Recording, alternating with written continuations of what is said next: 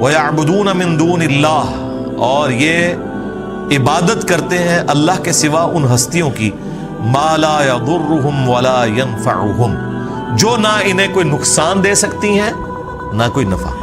اچھا فوراً جب آپ توحید کے اوپر آیات پڑھیں تو یہ کہتے ہیں نہیں ہم نے تو کبھی کسی بابے کی عبادت کی نہیں، دیکھیں جی ہم تو اللہ کا بندہ ہی مانتے ہیں۔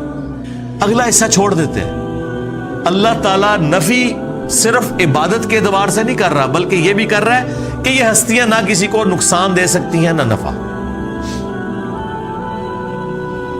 ایک مرے ہوئے شخص جو قبر میں پڑا ہوا ہے اس کی کوئی عبادت نہیں کرتا، ٹھیک ہے بہت اچھی بات ہے، لیکن یہ عقیدہ رکھتا ہے کہ یہ میری بھینسوں کا دودھ خشک کر سکتا ہے، اس کے نام کی میں نے 11ویں نہ دی تو میرے اوپر کوئی مصیبت آ سکتی ہے، تو اس کا کیا مطلب ہے کہ آپ اسے نفع و نقصان کا مالک مانتے ہیں، تو آپ بھی شرک ہی کر رہے ہیں۔ اور شرک کیا ہے؟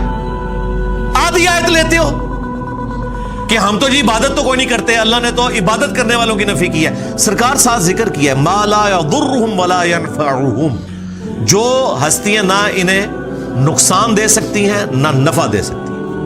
وَيَقُولُونَ، اور یہ کہتے ہیں هَؤُلَاءِ شُفَعَاؤُنَا عِندَ اللَّهِ، وہ کہتے ہیں نہیں ہم ان کو تو پکار ہی نہیں رہے، یہ اللہ کے حضور ہمارے سفارشی ہیں۔ سیم وہی مینٹیلٹی، ایسی داتا صاحب کو تو نہیں منگتے، اے اللہ کے حضور ساڈے سفارشی نے، ہم سلطان الہند سے تو نہیں مانگتے، یہ ہم اللہ کے حضور انہیں اپنا سفارشی مانتے ہیں، پیچھے ہی اللہ ہے۔ ہاں اے نہیں ہے کہ پیچھے کوئی اور ہے، نہیں پیچھے اللہ ہے جی، سامنے ہی ہے۔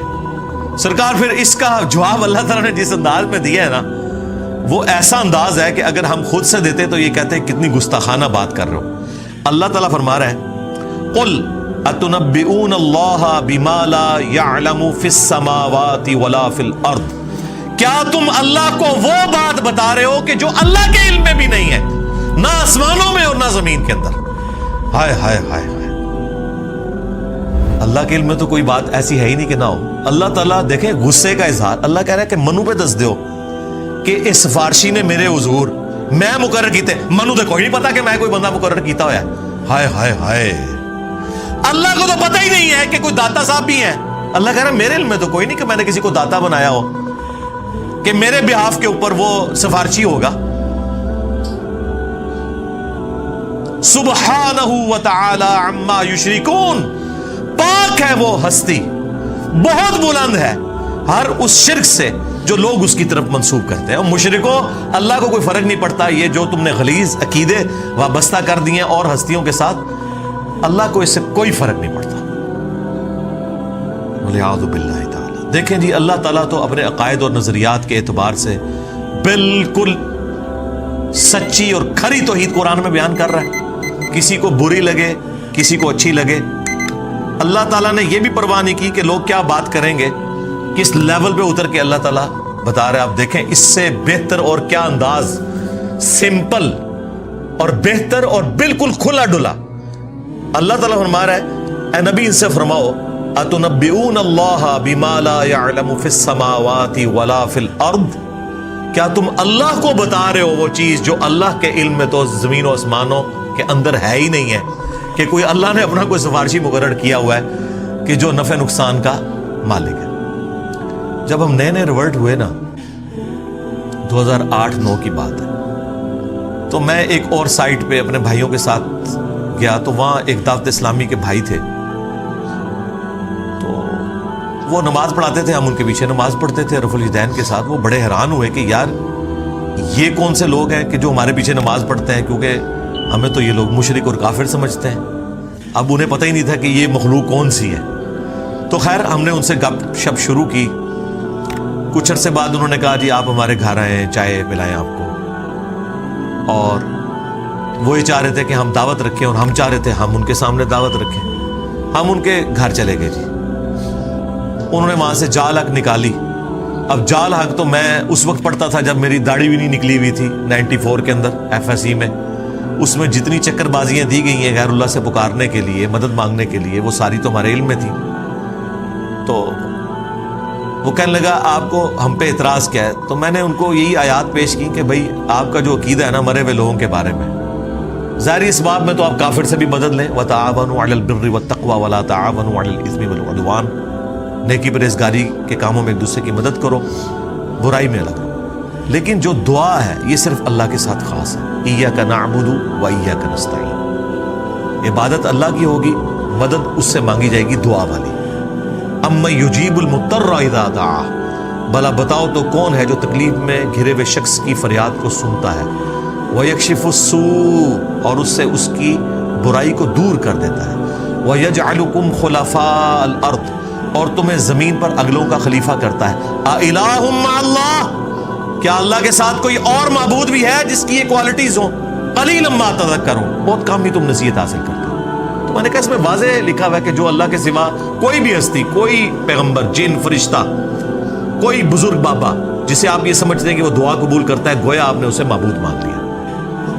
تو کہنے لگا قرآن میں جس طرح توحید کے اعتبار سے آیات آتی ہیں، یہ سب کی سب اس سے ریلیٹڈ ہیں کہ آپ انہیں اللہ کے پیرلل میں رب مانو۔ اگر اللہ کا بندہ سمجھ کے کرو تو پھر کوئی مسئلہ نہیں ہے، کیونکہ وہ تو حزب اللہ ہیں، اللہ کی پارٹی کے لوگ ہیں۔ تو میں نے اسے بتایا قرآن میں تو ایک آیت ایسی ہے جو آپ کے سارے وسوسے کو سیٹل کرتی ہے، بنی اسرائیل میں بھی ہے۔ سورۃ المائدہ سے میں نے کہا کہ یہ پڑھو۔ اب یہ وہ چیز تھی جو جال حق میں تو نہ انہوں نے لکھی، نہ یہ مسئلہ ان سے حل ہونے والا تھا، کیونکہ اللہ تبارک و تعالیٰ نے سورۃ المائدہ کے اندر عیسیٰ ابن مریم کو سینٹرڈ کر کے، ان کی ماں کو سینٹرڈ کر کے بالکل کھول کر توحید بیان کر دی۔ تو آیت نمبر یہ 75، مل مسیح ابن مریم الا رسول، عیسیٰ ابن مریم تو نہیں تھے مگر ایک رسول، قد خلت من قبلہ الرسل، ان سے پہلے بھی رسول گزرے ہیں، وامہ صدیقہ، اور ان کی ماں سچی عورت تھی، کانا یاکلان الطعام، دونوں کھانا کھانے کے محتاج تھے۔ انظر کیف نبین لہم الآیات ثم انظر انا یؤفکون، دیکھو ہم اپنی آیات کتنی کھول کھول کر بیان کر رہے ہیں، اور پھر ان کی طرف دیکھو جو الٹے پڑھے جاتے ہیں۔ قل اتعبدون من دون اللہ، اے نبی تم فرماؤ کیا تم اللہ کے سوا ان ہستیوں کی عبادت کرتے ہو؟ ایک تو من دون اللہ انہیں کہہ دیا، جو یہ کہتے ہیں جی بتوں کے بارے میں، یہاں عیسیٰ ابن مریم اور ان کی والدہ کو من دون اللہ کہا، کیا ان کی عبادت کرتے ہو؟ تو کہنے لگا دیکھیں نا جی ہم تو عبادت نہیں کرتے، ہم انہیں اللہ کا بندہ مانتے۔ میں نے کہا نال لکھے ہے ما لا یملک لکم ضرا ولا نفع، جو نہ تمہارے نقصان کے مالک ہیں نہ نفع کے، واللہ هو السمیع العلیم، اور اللہ ہی سننے والا علم ہے۔ میں نے کہا پچھلے حصے کو چھوڑ دے، اللہ نے کہا کہ عیسیٰ ان کی ماں نہ تمہارے نفع کے مالک نہ نقصان کے، تو شیخ عبد القادر جیلانی تھے، شے ہی کوئی نہیں، عیسیٰ کے جیسا ہے ہی کوئی نہیں، تیرا عبد القادر جیلانی تھے، شے ہی کوئی نہیں، مریم جیسا ہے ہی کوئی نہیں، تیری رابعہ بصریہ تھے، شے ہی کوئی نہیں۔ اگر وہ نفع نقصان کے مالک نہیں ہے لے جاؤ اپنے باپے۔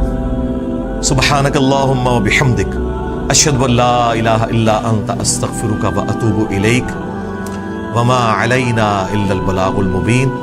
جزاکم اللہ خیر۔